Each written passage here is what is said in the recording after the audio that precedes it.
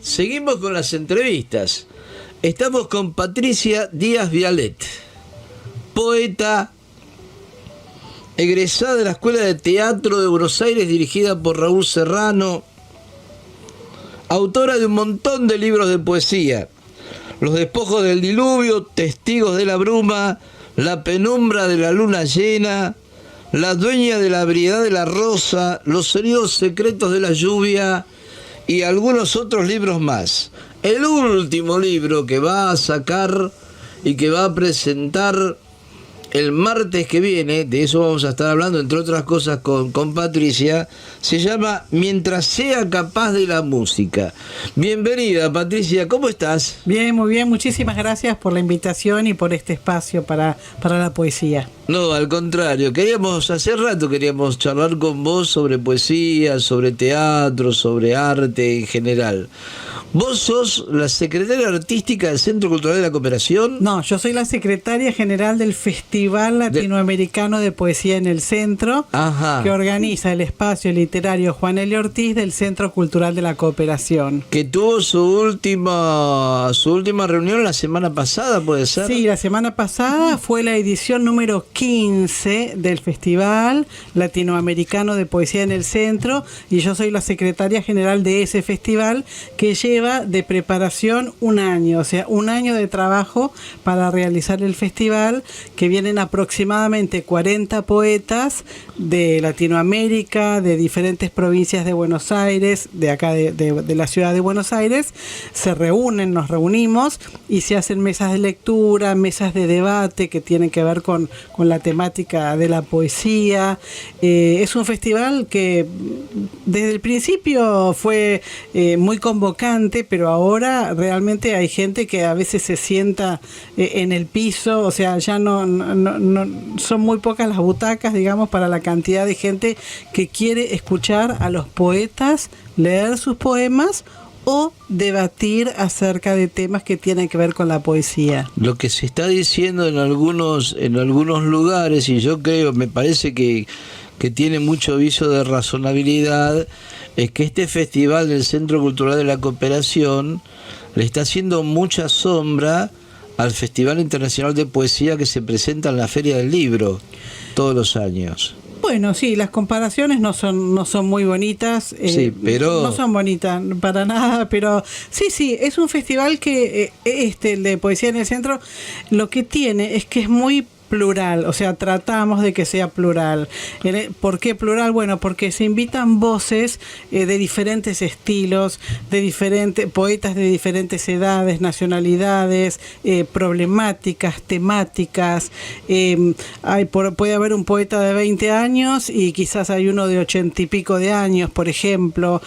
Hay poetas que escriben con rima, por ejemplo, este año hubo un sonetista, escribía sonetos del norte de la Argentina, y otros que no, que escriben verso libre.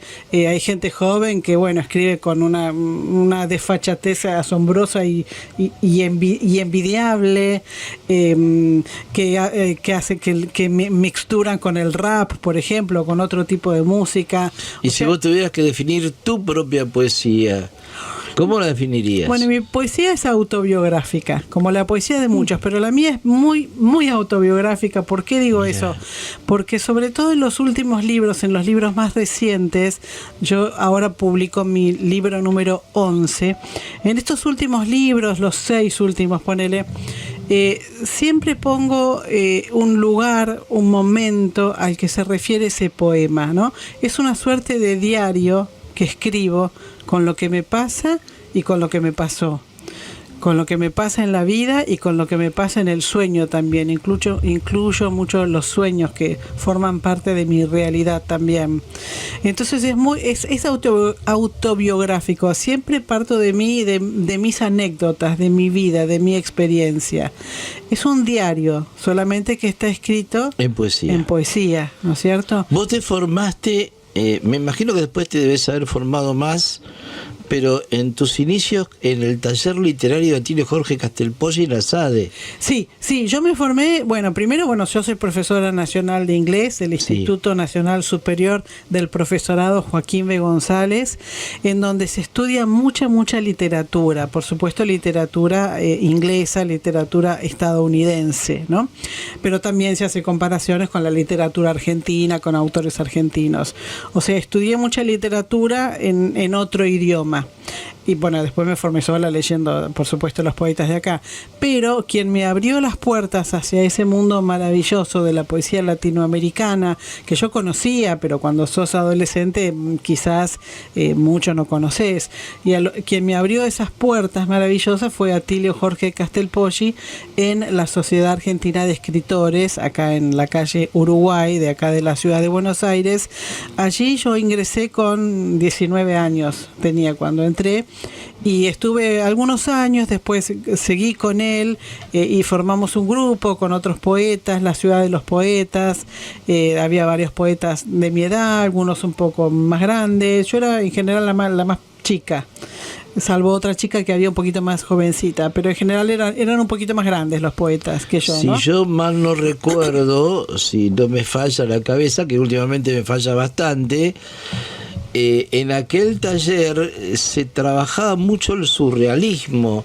¿Cómo te llevas con el surrealismo? ¿Te acordás de André Breton, Paul Eluard, no? Pero claro, sí. Yo me quedé porque yo de muy chica, en séptimo grado, una amiga mía, muy amiga mía, me regaló Residencia en la Tierra de Neruda. Y yo allí tenía 13 años, en séptimo grado tendría 12, 13 años, más o menos, primer año de colegio. Y Residencia en la Tierra es un libro que rompe todos los cánones, todas las estructuras, sobre todo si vos tenés 13 años. Claro. ¿No? Ahí ya, cuando leí ese libro, ya ahí comencé a modificar un poco lo que yo escribía, porque yo escribía ya de muy chiquita. Y después, cuando entré al taller literario, los surrealistas, por supuesto que me abrieron mundos, pero el poeta que me impactó por demás, digamos, es Vicente Huidobro, ¿no? Con su libro Altazor. Recuerdo que en ese entonces no lo conseguía o no tenía plata para comprarlo, ¿no? Era una chica muy joven y sacamos fotocopias, ¿no? De un libro de Atilio Castelpolli, Altazor. No me acuerdo qué edición era, pero era una edición bastante antigua y yo no podía creer cuando leía, o sea, cómo lloraba y cómo me emocionaba ese creacionismo, ¿no es cierto? O sea, realmente me impactó lo que decía, lo que podía yo comprender y lo que no podía comprender, porque la poesía no es para comprender, ¿viste? A veces la poesía te llega por diferentes canales y te llega al corazón y te impacta una imagen y te lleva hacia tu propia vida, hacia un recuerdo o te inspira para tener un pensamiento nuevo o una creación nueva.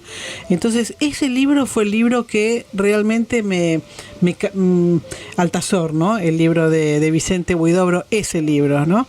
Después, por supuesto, los surrealistas también. ¿Te acordás de esa, ya que estamos hablando de Altazor y de Vicente Huidobro, ¿te acordás de aquella imagen? Irías a ser muda que Dios te dio esos ojos, sí, ¿no? Sí. Irías a ser ciega que Dios te dio esas manos, ¿no? Sí.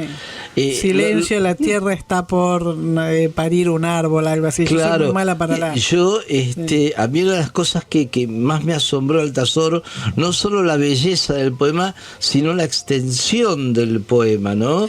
Sí. Es kilométrico. Es un poema unitario que no termina nunca. Y uno no quisiera que terminara. Claro. Porque es bellísimo. Claro. Es bellísimo. Ese libro después pude comprarlo en una feria del libro, me compré una edición chilena, que de tanto leerlo, ya está todo, viste, parece una flor marchita porque todas las hojas se salieron, le puse cinta scotch, pero es mi libro preferido, ¿no es cierto? ¿Vos coincidís con esa idea de Huidobro, que también era una idea de Atilio Castelpolli, el adjetivo cuando no da vida mata? Sí, mira, yo coincido, Yo uso muchos adjetivos. Incluso a veces tengo un sustantivo con 2 adjetivos, uno delante y uno detrás, o 2 atrás o 2 adelante.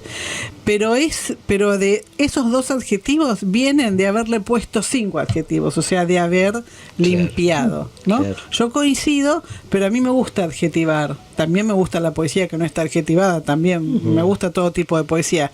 Pero en mi caso lo veo necesario, o sea, veo que... esa es mi opinión, por supuesto, ¿no? Que los adjetivos en mi poesía le dan vida. Eso es lo que yo... O sea, que no están matando el verso ni la imagen.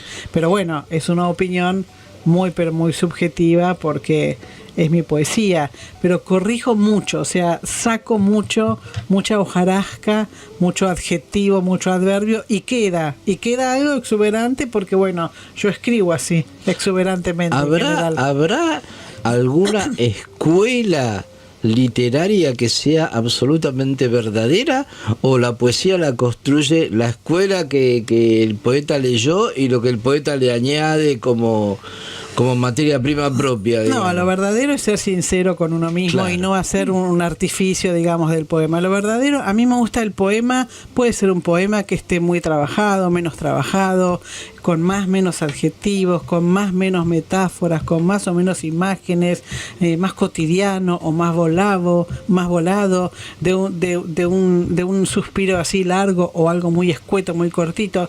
Pero lo importante es que el poema sea verdadero. ¿Qué significa eso para mí? Que refleje lo que el poeta tiene dentro de su corazón, de su alma, de su mente, como quiera llamarlo. No que sea un artificio, porque a veces uno escucha poemas que son como juegos, ¿no es cierto? Que uno hace un juego con juegos palabras. Verbales, claro. Sí, juego verbal, porque no sé, porque a veces, por ahí uno está aburrido, lo que sea. Claro, para llamar la atención o para figurar, porque también, ¿no? El tema de poeta, soy poeta, ¿no? A veces uno quiere también, claro, sí, ¿no? Entonces a veces te das cuenta que está como forzado, ¿no? Que hay cosas que son forzadas, que no son naturales, que no reflejan a esa persona, a ese poeta. ¿El poeta es un pequeño dios o es un trabajador de la palabra? Y las dos cosas. Las dos cosas. Las dos cosas, porque cuando viene eso que se llama inspiración, que nadie sabe exactamente qué es ese estado, bueno, uno está comunicado con otro lugar. Yo, cuando vos me decías recién de que tu poesía es autobiográfica, por lo tanto debe ser una poesía muy emocional, ¿no? Uh-huh. Yo pensaba, asociando un poco también con tu experiencia, podemos hablar del tema del teatro, en la memoria emotiva de Stanislavski. Sí. ¿No?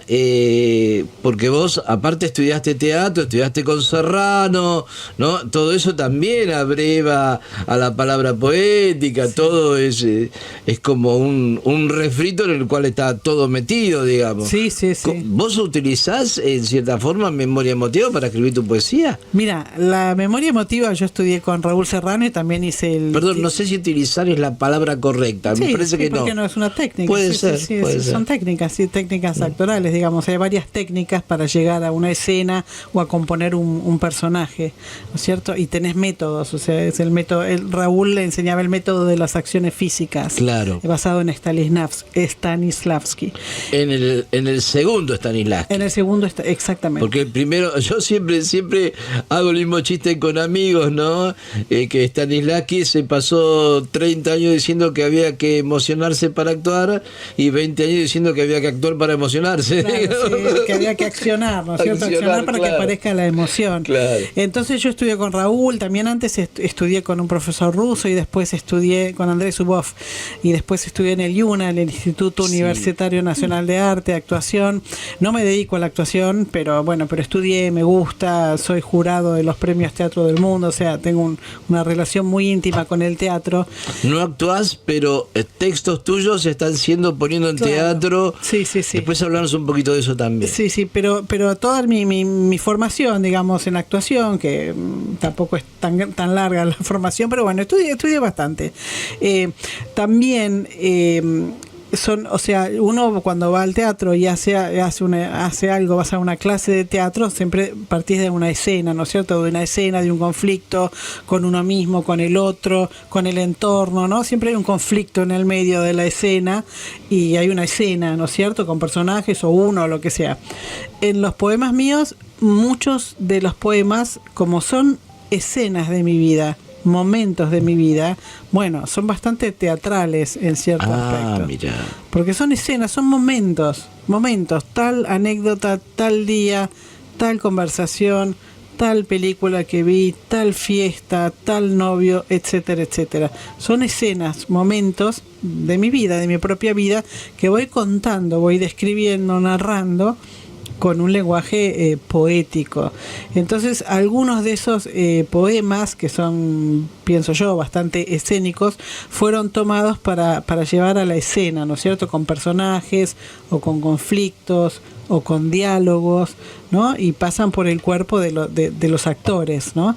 Y ya los actores le ponen otra riqueza, o sea, le añaden riqueza a la riqueza, si es que la hay, en las palabras, ¿no? Le añaden su propia historia, su propia interpretación. Es muy enriquecedor, ¿no? Ese ida y vuelta, ¿no es cierto?, del actor o la actriz que interpreta, actúa, encarna un poema, y el autor que está mirando, ¿no es cierto?, que le surgen nuevas ideas, ¿no es cierto? ¿Y estás satisfecha? Sí. Sobre todo,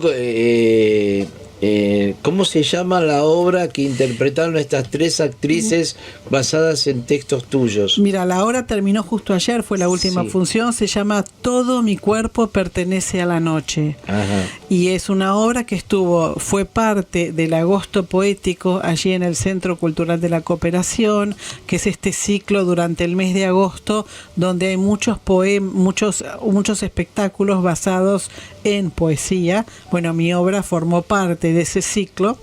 Dimos 4 funciones. El director es Gustavo Pardi.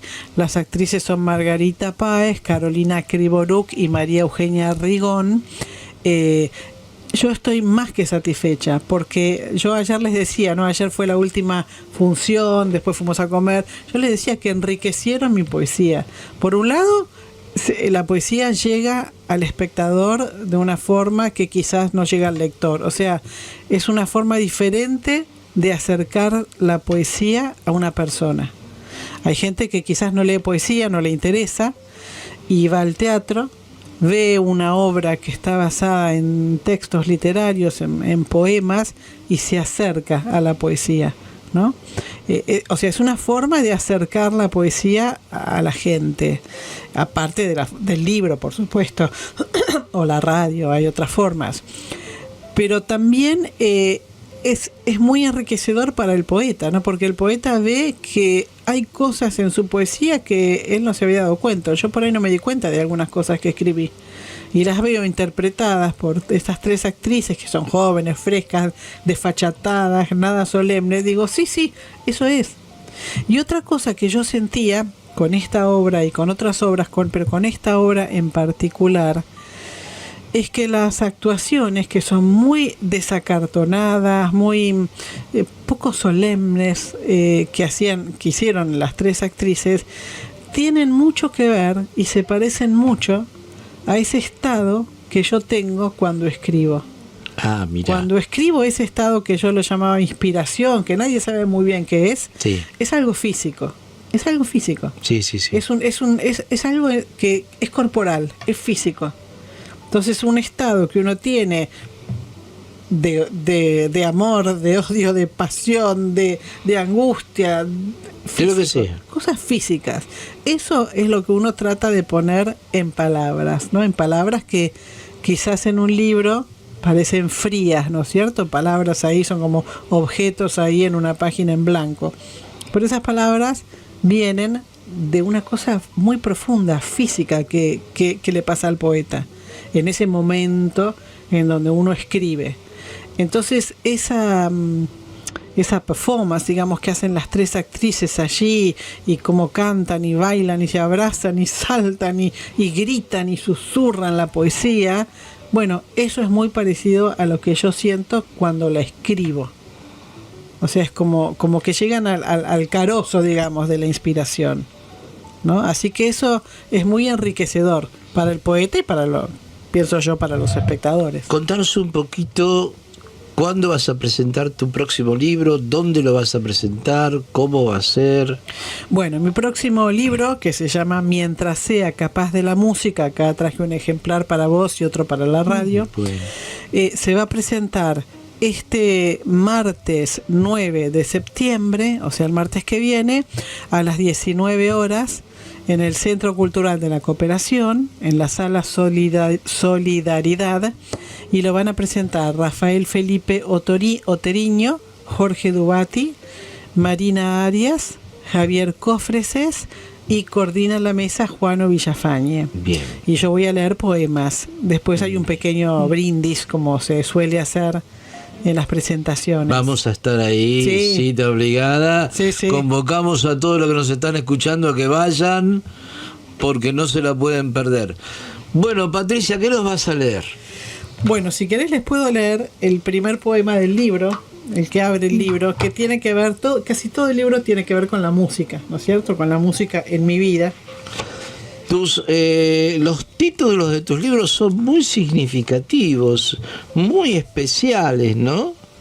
La dueña de la ebriedad de la rosa. Es alucinante, ya el título del libro es alucinante. Hay que ver si lo de adentro también. Seguro que sí. El contenido. Este poema se llama En nuestra otra edad y es un momento de mi vida, un recital, que fue un recital de Serú Girán en el Picadero de la Rural el 30 de diciembre de 1980, que allí estuve y escribí este poema. En nuestra otra edad. Una canción se desmorona como un ancla de plumas memorables en nuestra otra edad. Es una brújula contundente y precisa, derriba el verso certero con su doble melodía de peligro. Nos increpa si no la recordamos, se ciñe con su nutrida letra en nuestra otra edad. Si fallamos, si adulteramos la tonalidad, la canción nos atraviesa dulcemente, nos pulveriza la soberbia de creer que todo lo demás está olvidado. Se fija en su escudo inalterable. Por eso, cuidado con la música, ella suele ser estoica. No se amedrenta frente a nuestro ímpetu irrisorio. Es una cuerda amarrada por siempre en nuestra otra edad. Impresionante, Patricia. Bueno, gracias. Impresionante. ¿Qué clase de música solés escuchar? No la que te gusta, sino la que solés escuchar. Mira, yo de muy chiquita me había hecho socia del Club del Jazz de César Parisi y me gustaba mucho el jazz, no sé por qué motivo, pero siempre. Eso siempre, escuché jazz y aparte estudié canto, jazz y ahora estudio canto popular, también pasé por el conservatorio. El folclore me encanta. Nuestro folclore, ¿no? Y como el referente rock de nacional. folclores, ¿qué? Bueno, me gusta Castilla. Ah, Castilla, bueno. el padre del Teuco. ¿A quién no le puede gustar Castilla, no? Claro. Bueno, después como intérprete, bueno, Mercedes Sosa, que bueno. Claro, es, sí, obviamente. ¿Y Peteco? Y Matías, también. Sí, me gusta todo, pero Mercedes Sosa la escucho y ya Sí, se no, me claro. ponen los pelos de punta, qué sé yo. Claro. Y después el Chango Farías Gómez me gusta mucho, muchísimo me gustaba. Me gusta ahora, ¿no? Después escucho también música latina, bolero, todo eso. Después ¿Y tomé la clases. trova rosarina? También, cómo no, me encanta. Hay una canción que es bellísima, que es Oración del Remanso. Sí, bueno, sí. Es alucinante, te pone los pelos de punta. Sí, ¿no? eso sí, claro, sí. Claro. Y hay otro que yo cantaba, el oso y la bruja, también. Creo que dice el oso, no me quiero confundir, pero sí también, que es una belleza. Sí, a mí me gusta todo. En este libro hay muchas referencias a temas musicales, a vinilos, a intérpretes, a recitales, a cassettes, a letras de canciones, y hay de todo tipo. Y si tuvieras que completar la frase, ¿cómo la completarías? Mientras sea capaz de la música, ¿qué? Voy a estar viva. Vas a estar viva, claro. Bueno, sí, es evidente eso, ¿no? Conduce todo hacia ahí, digamos, Es eso, ¿no? Es eso. Es como que la música es la madre de todas las artes. Sí, exactamente. La A mí me da música, esa la melodía. impresión. ¿no? Después viene todo. Después viene la literatura, el teatro, la plática, pero Claro. todo viene después. Claro, no, incluso la poesía tiene una musicalidad, Obviamente, por supuesto, pero la música, y junto con la música el cuerpo que se mueve, ¿no es cierto? Vos escuchás música y alguna parte de tu cuerpo se va a mover, quizás un dedo, un pie, un hombro, algo se va a mover, ¿no es cierto? La música y el movimiento, ¿no? Como que están unidos, y bueno, la poesía, ahí entra la palabra, digamos, con su musicalidad también. ¿Y el tango? El tango me encanta. Me encanta. Yo ¿Y el tango estudiaba... quién es? A ver, Bueno, Homero Mansi. Homero Mansi, el bueno, gran Homero poeta Mansi, del claro, tango. los grandes. Sí, Él y Discépolo, los grandes poetas del tango. Homero Mansi. Después, hace tiempo, conocí a un gran cantante, Héctor da Rosa, que también era un gran cantante de tango, que también lo escuché bastante y me encantaba. No soy una conocedora, tomé clases de tango, de baile, tango. ¿Y las mujeres en el tango? Rosana Falasca. Me gustaba. Bueno. El otro día escuchaba también a Beba Vidart, también, que no es muy la escuchaba por la radio. ¿Y Susana Rinaldi? También. Sí, todo. Todas, ¿no? Ahí todas. Pero Rosana Falasca me gustaba mucho. Sí, mucho. bueno, claro. Era una Beba voz muy Vidart especial. también. Sí, muy especial. Muy especial. Así que bueno, Muy dulce, ¿no? Sí, muy... Sí. Y bueno, la carrera, por supuesto, que se cortó, obviamente, pero es una gran cantante. No soy una gran conocedora, digamos, de todo, a ver quién canta esto, quién canta esto, pero escucho todo, ¿viste? Y acá hay muchas referencias a diferentes temas musicales, temas, intérpretes, cassettes. Y siempre, bueno, yo compraba mucho, ¿viste? Los vinilos, los LP, después los cassettes, después los compact disc. ¿Y cómo se te ocurrió componer un libro a partir de tu amor por la música? ¿Qué es lo que detonó? ¿O fue así al pasar, digamos? No fue el pasar. Ya tengo otro libro, Los sonidos secretos de la lluvia. Ah, sí. Otro libro que es mi quinto libro, no me acuerdo, de la editorial Plus Ultra, una editorial que ya no existe más. Y ese libro tiene que ver con música clásica, ¿no? Solamente con compositores clásicos. Yo también pasé unos años, 3 años, por el Conservatorio Municipal Manuel de Falla, para hacer canto lírico, pero aparte del canto lírico tenés que estudiar, por supuesto, algo de piano. Ahora no toco nada, pero en ese momento algo poquito estudié, y bueno, y allí comencé a escuchar un poco más de música clásica. Si no escuchabas antes, la escuchás obligatoriamente, allí, ¿no? Claro, que también te abre te parte la cabeza, o sea, otra que Huidobro, ¿no? O sea, bueno. Y bueno, entonces estaba muy entusiasmada, y escribí ese libro también, digamos, refiriéndome a diferentes momentos de alguna ópera o de algún aria. Bueno, ese libro tiene que ver con eso, los sonidos secretos de la lluvia. Pero siempre en mis libros puse acápites, esas frases que se ponen antes del poema, de poetas y o de letristas. Mirá. Porque las letras de canciones, a veces, por supuesto que se hace la diferencia entre un poeta y un letrista, pero a veces no hay diferencia. Pero a veces no, claro. No. Incluso vos tenés grandes poetas que son grandes letristas. El Bebe Ponti, por ejemplo, ahí lo tenés, ¿no? Claro, sí, no, por supuesto, pero a veces uno dice, bueno, un letrista es una cosa, un poeta es otra cosa. Sí, puede ser, pero a veces se une, se puede juntar. Claro que sí. Y lo que causa en una persona la letra de una canción, aunque no tenga un vuelo poético altísimo, pero lo que causa ese impacto emocional que causa una letra, por supuesto unida a una música, es tan valioso como lo que puede causar leer a Vicente Huidobro en Altazor, ¿no es Sí, cierto? me permito agregarte algo, con una particularidad, ¿no? Vos ponés la letra del arroz con leche con música de Schubert y es otra cosa.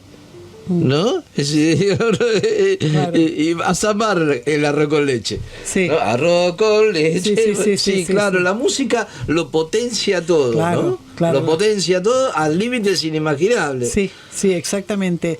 Y a veces vas a la letra, a leer la letra solita de un tema y dices, bueno, pero esta letra medio como Sí, flacuchita, claro, ¿no? flacuchita, medio pero plana. Por eso una buena música Claro, cambió sí. completamente. Entonces esa unión que hay entre la melodía, ¿no? Lo musical y la palabra, que por ahí es muy simple, muy plana, bueno, como vos decís, se potencia.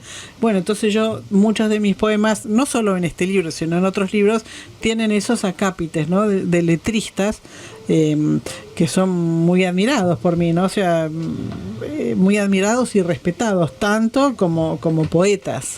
¿Qué opinión te merece esa eterna batalla, y para mí tonta batalla, pero bueno, cada cual tiene su opinión, entre aquellos poetas que te dicen que la poesía debe ser aséptica y apolítica, y aquellos que te dicen que la poesía debe ser social y si no nada?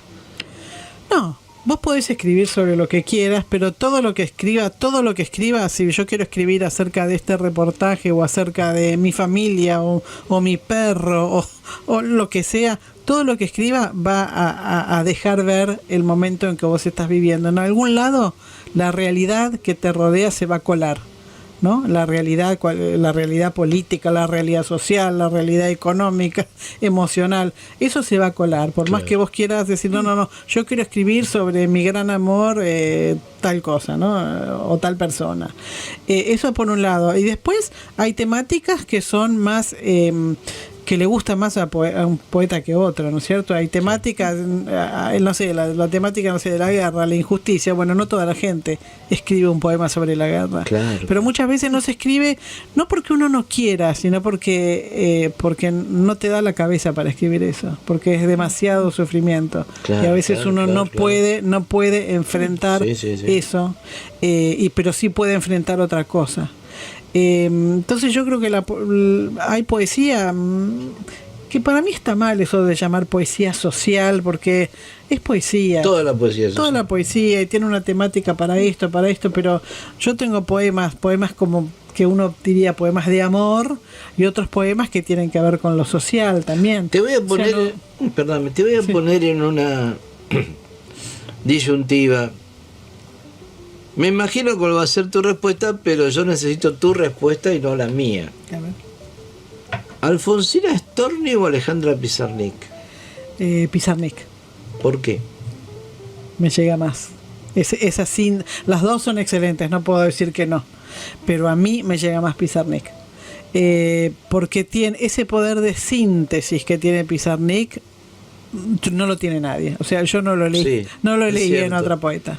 Es cierto. En 4 palabras te desarma. Alejandra, debajo estoy yo, Alejandra. Eso es una declaración, pero una declaración política, ideológica, literaria, existencial. Es increíble el poder de esta mujer para sintetizar. La síntesis, lo escueto que es la maravilla, es como el corazón, como si te ofreciera el corazón así solito, despojado, no hay nada más que eso. Es increíble. Entonces, eso a mí, yo no tengo esa cualidad, ¿no es cierto? Soy más bien que hablo, pero los poemas de Pizarnik, muchos de esos poemas te desarman, o sea, lo lees y te quedas así pensando, ¿no? Porque es con muy poco, dice muchísimo. No quiero decir que Storni no, pero bueno, claro, a mí me llega más Pizarnik. Bueno, hablemos un poquito, antes de que nos leas otro poema, de la famosa batalla cultural. ¿Existe la batalla cultural? ¿Es un invento? ¿Se está librando? ¿Cómo? No, bueno, en este momento estamos viviendo, creo que uno de los peores momentos de la Argentina, o sea, los peores. Uno de los peores, no quiere decir que es el peor, pero uno de los peores momentos. Y sí, claro que hay una batalla, existe la batalla, claro. No es una batalla, digamos, con armas, ¿no? Pero existe, claro, sí. Sí, porque lo primero que quieren hacer los gobiernos autoritarios es callar a los artistas, callar a los actores, callar a los poetas, callar a los músicos, callar a los que hablan, ¿no?, más libremente sobre la injusticia, sobre la que está sucediendo, sobre las demandas que hay en la sociedad. Entonces hay una lucha. Entonces esa lucha, digamos, se puede ver en la batalla cultural, porque si vos tenés 2 millones de tuiteros que te ponen, bueno, cosas espantosas acerca de una actriz o de una cantante, bueno, ahí tenés, esa es la batalla cultural. Y después que ese pensamiento tan chiquitito, tan plano, pueda hacer mella o entrar en gente muy joven, ¿no es cierto? Que te dice, no, porque todos estos... O sea, realmente existe esa batalla cultural y hay que librarla. Yo creo que con la poesía, con la reflexión, con el compartir poesía, con el compartir, bueno, pues no solo poesía, música, bueno, teatro, bueno, vas ayudando a la gente a pensar un poco más, a reflexionar un poco más sobre lo que se está viviendo. Lo podés hacer más o menos indirectamente, ¿no es cierto? Pero el poeta utiliza el lenguaje poético, es un poco más indirecto, ¿no?, que por ahí la narrativa o que otro arte, ¿no?, o que otro género. Pero yo creo que la batalla cultural existe, se está librando y en este momento es muy pero muy obvia aquí en la Argentina. A veces es más sutil, pero en este momento estamos en una batalla. Sí, dentro de la lucha de las mujeres por sus derechos en las últimas décadas y en los últimos años más específicamente, ¿existe un reposicionamiento de la mujer en el terreno artístico? ¿Cómo lo ves eso? Mira, en el terreno poético, que es el terreno donde me muevo más frecuentemente, yo antes tenía, cuando era muy joven, tuve programas de radio, ¿no?, y recibía muchos libros para comentar, para invitar a los autores, y siempre me fijaba en los libros, me fijaba en el fondo editorial de las editoriales, y era como un 70% de autores hombres y el 30% de autoras de mujeres. Lo mismo sucedía en las antologías, cuando te mandan antología de la provincia de tal, o antología de poetas de más de 40, no sé. Y ahí ves que la mayoría eran hombres. Revistas literarias, la mayoría hombres. Y yo siempre hablaba de este tema en la radio, en un programa que se llamaba La Palabra, el Deseo, la Locura, que tuvimos del año 94 al año 96 con César Melis, un poeta y narrador ya fallecido. Teníamos nosotros ese programa diario y hablábamos de este poco espacio de la mujer en la poesía. Y lo llamativo era que si vos ibas o vas hoy día a un taller literario, la mayoría de las personas que asisten al taller literario para aprender, para formarse, son mujeres. Eso, pero es innegable. En cualquier taller literario. ¿Y la cuestión generacional? ¿Mujeres de qué edades? Mujeres, bueno, en general hay muchas mujeres que empiezan de grande, ¿no es cierto?, a escribir, o escribieron antes y nunca se animaron y empiezan de grande. Pero en los 50, 40, 50 hay mucho. Pero la mayoría eran mujeres, y después cuando van a publicar la mayoría eran hombres. O sea, ahí hay algo que está mal, evidentemente está mal, obviamente. Entonces eso, gracias a Dios y gracias a todas las luchas, porque obviamente eso se ha modificado. Y vos ahora, por ejemplo, vas a un festival como el Festival Latinoamericano de Poesía en el Centro, bueno, en el número de poetas hasta había un poco más de mujeres que hombres, también para compensar un poco todo lo que anteriormente no hubo. Tomás antologías, bueno, las antologías tenés 50 y 50, más o menos, ¿no? O sea, el lugar de la mujer que escribe tanto como un hombre, ¿no es cierto? Entonces eso en el campo poético, bueno, realmente se ha modificado. En el teatro también ves muchas directoras mujeres. Sí. En el cine, ¿no? Directoras mujeres que antes muchas actrices, actrices por supuesto, pero en general, viste, los directores siempre eran hombres, sí, ¿no? Sí. Vos fíjate que las escuelas de teatro, tenés la de Vito Cruz, la de Serrano, ¿no? Sí. Eran hombres, y ahora tenés también mujeres. Y bienvenido sea. Claro, entonces eso se está modificando, ¿no es cierto? El lugar de la mujer, bueno, se está poniendo en un lugar donde siempre tuvo que estar, ¿no? pero en poesía yo lo veía y lo veo ahora en antologías. Lo primero que veo cuando recibo una antología, voy atrás y veo a ver más o menos qué cantidad, si hay paridad o no de hombres y mujeres, porque ya me quedó ese tic, ¿viste? Está bien, está bien. Bueno, bienvenido sea, que se esté transformando la cosa. ¿Qué nos vas a leer? Bueno, te puedo leer otro poema. Pero necesito los anteojos. Te voy a leer otra cosa. Algo había elegido.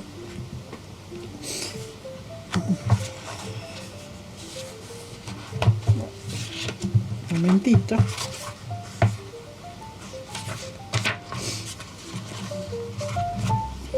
Bueno, pará, que no, estoy un poco indecisa. Tranquilo, ¿no? Indecisa. Te voy a leer esto, mira.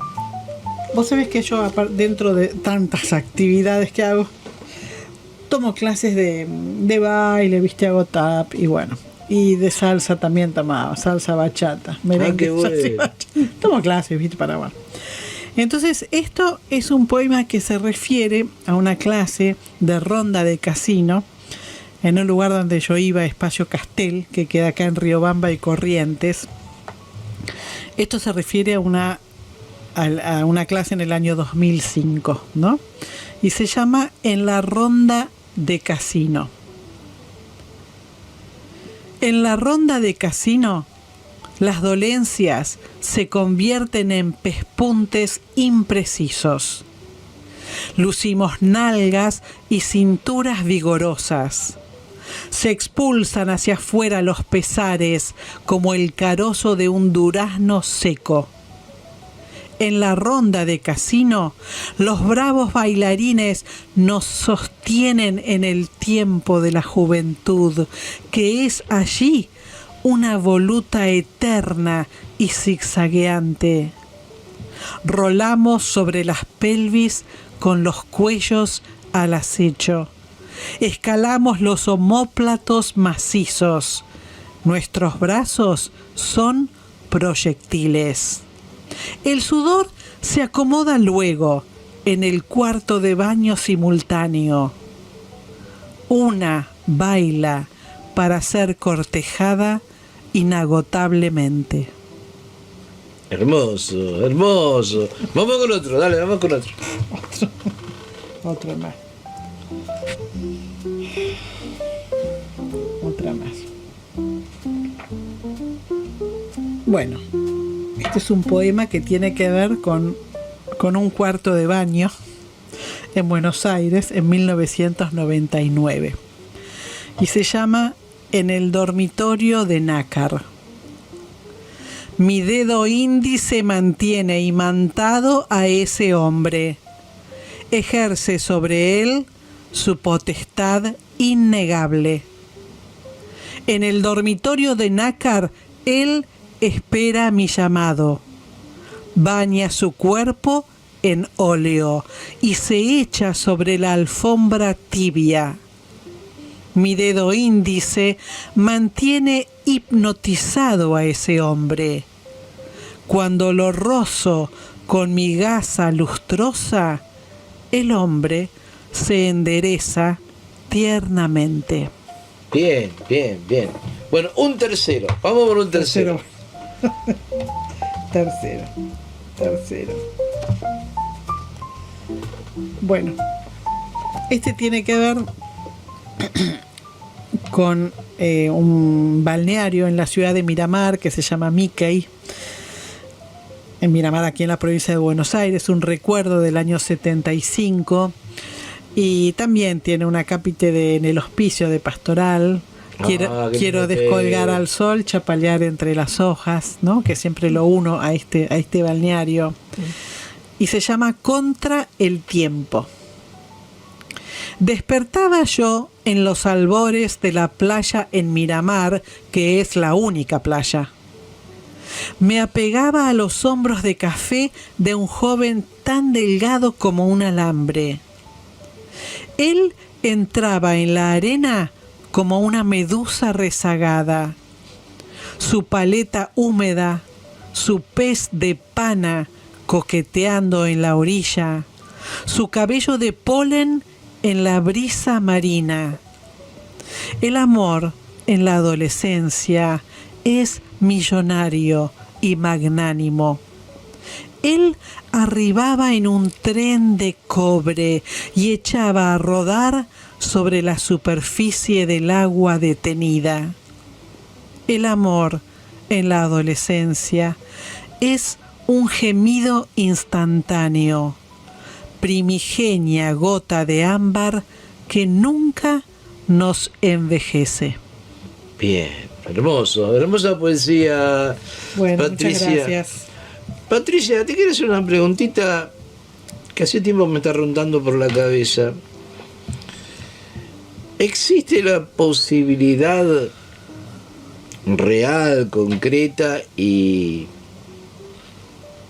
que realmente sirva para algo, de que los poetas y los escritores en general estén sindicalizados con un sindicato que realmente los represente y que realmente consiga cosas? No una carátula, ¿no? Porque carátula tenemos varias, pero algo, existe esa posibilidad, hay que luchar por eso. Y yo creo que sí que hay que luchar por ello. Hay leyes dando vuelta, que van, que vienen, viste cómo son las leyes, que van, que vienen, pero sí, porque vos pensás que los músicos están asociados, ¿no? Los actores, ¿no es cierto? Vos tenés por un lado actores, tenés por el otro lado argentores, o sea, todos los trabajadores del arte, porque en definitiva somos trabajadores, o sea, vos podés decir, bueno, soy artista, soy poeta, soy escritor, pero sos una trabajadora de la palabra. Sí. ¿No es cierto? En el caso de los escritores, ¿no? Los poetas, los narradores, los ensayistas. Y bueno, no tenemos aquí en nuestro país, no tenemos ese respaldo, ¿no es cierto? De una unión, que no lo tenemos. Lo tienen los actores, sí. Lo tienen los músicos.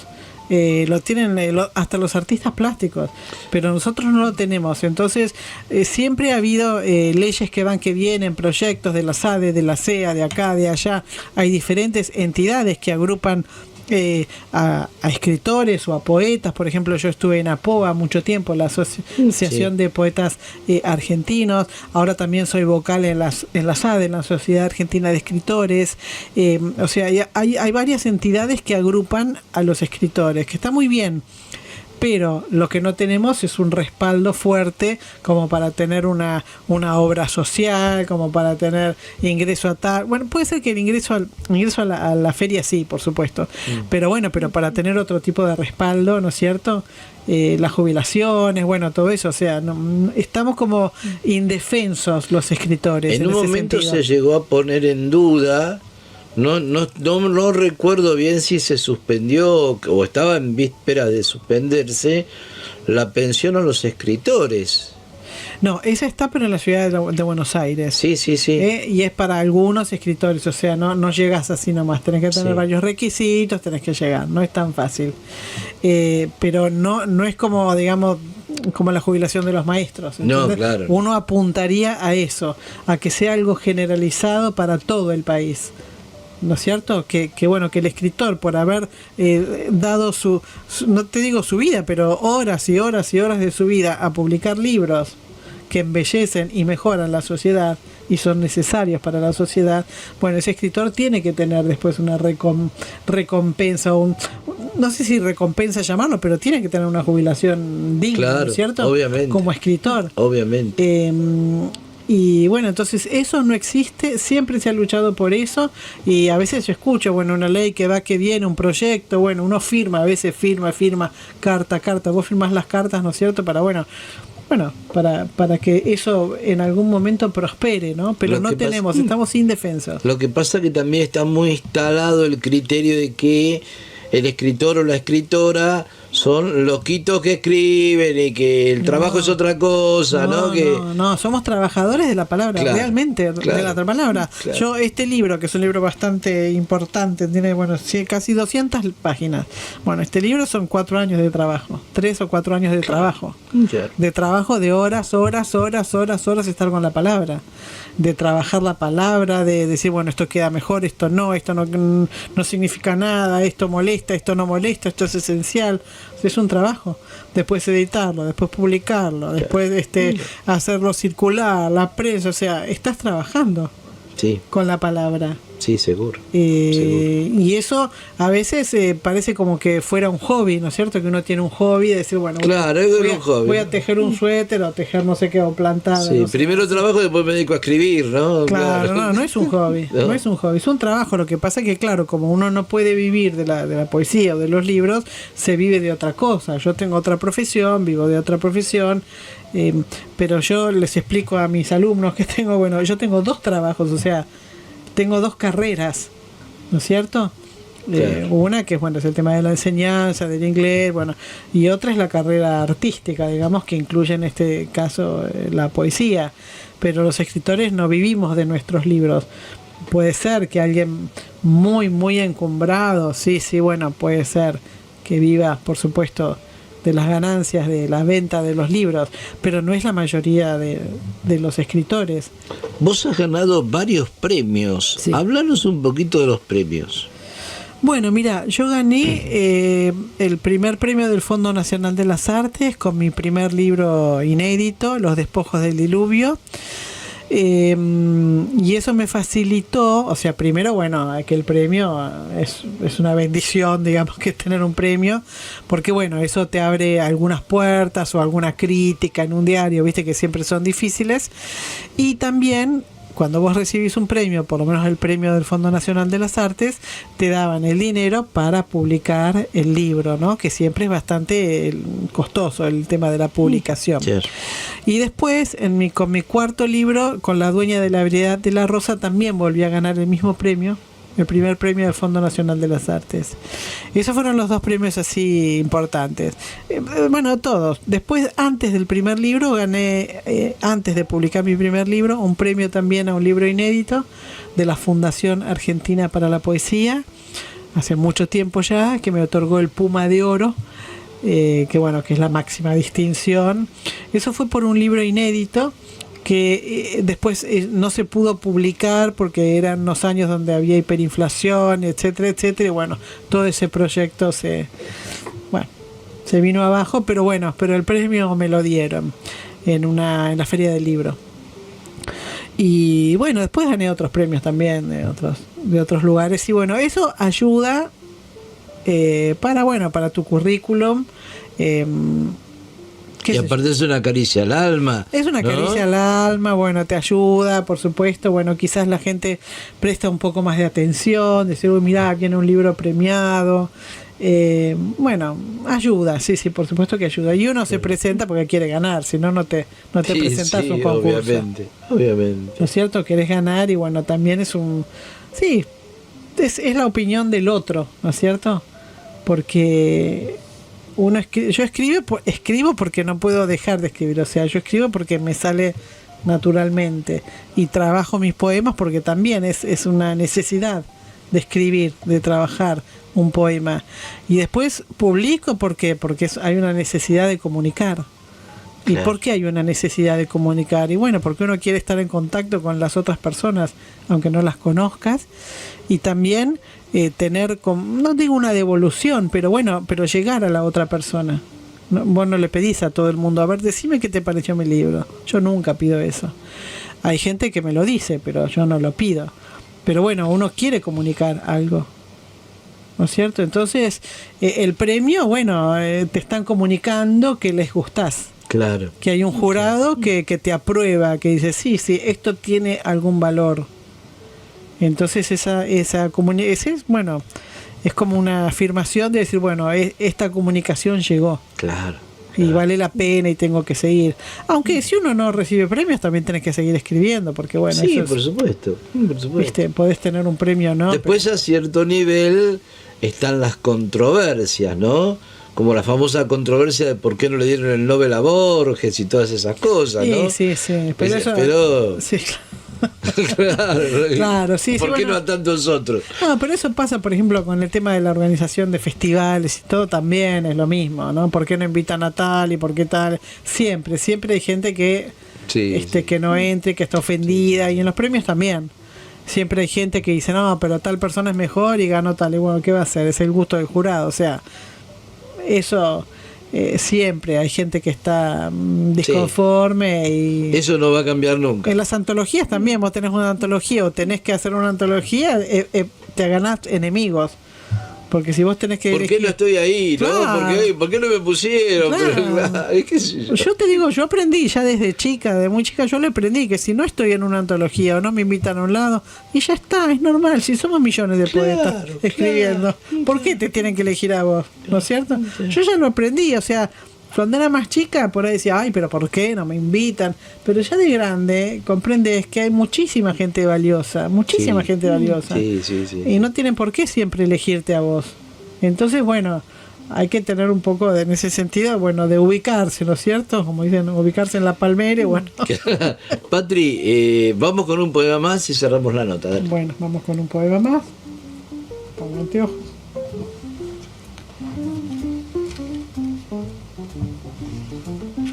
Un poema más. Acá. A ver, para que estamos acá indecisos. Acá. Bueno, este es un poema que tiene que ver con un recuerdo mío cuando yo era muy chiquitita, del año 1968. Yo nací en el 62. Es de un departamento en la avenida Luis María Campos y Virrey Loreto, que era donde nosotros vivíamos, en 1968. Y está dedicado a un señor que se llamaba José María Minuto Urquiza. Y dice, la sala vacía. Minuto Urquiza me regala una estampita de San José, que trae en el frente una espiga de trigo. Todavía no sé leer.